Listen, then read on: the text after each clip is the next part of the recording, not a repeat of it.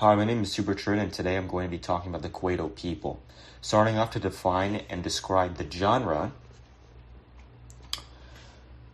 the Kwaito music is often inconsistent, but it's more of a dance type of beat. There are raps in there, and there is a bubblegum and a little bit of makanga mix in there. And mostly it's the instruments they use are synthesizers, drum machines, and a lot of mixing. Okay. And in the music, they could be talking about like cars, money, clothes, and a lot of the new luxuries of the world. And some important musicians that associated with was first the Mongol Muffin. It was a group of Kwaito singers who was pioneering the genre at the time, and they won a lot of medals. Okay. Another group was the Mendoza.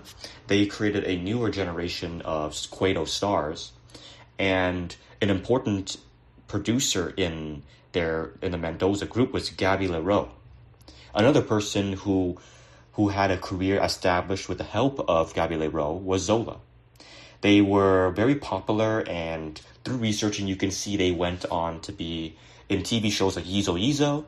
And another very important aspect of the Kwaito group was Boon Shaka. Boon Shaka was a group of Kwaito singers, and one of the members called Boza, he actually later declared himself to be the king of Kwaito, which was very interesting.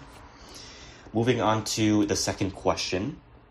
Luis Mientes writes about how race, gender, and class importance impacts relationships between people in South Africa recording studios, and to find a moment in her article when this is made clear.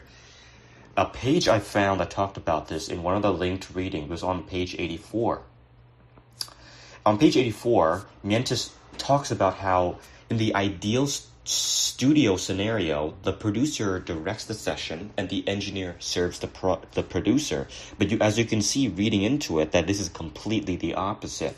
During the apartheid era South African studios part, the division of labor was reversed, where an engineer, quoted, usually white, middle class, and male, wielded, quote unquote, significantly more power working the controls of the console.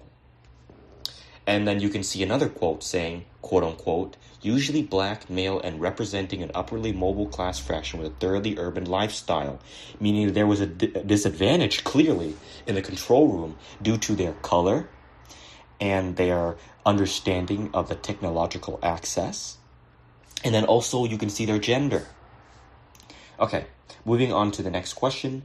Describe how race and gender and or class are impactful at this moment. To do so,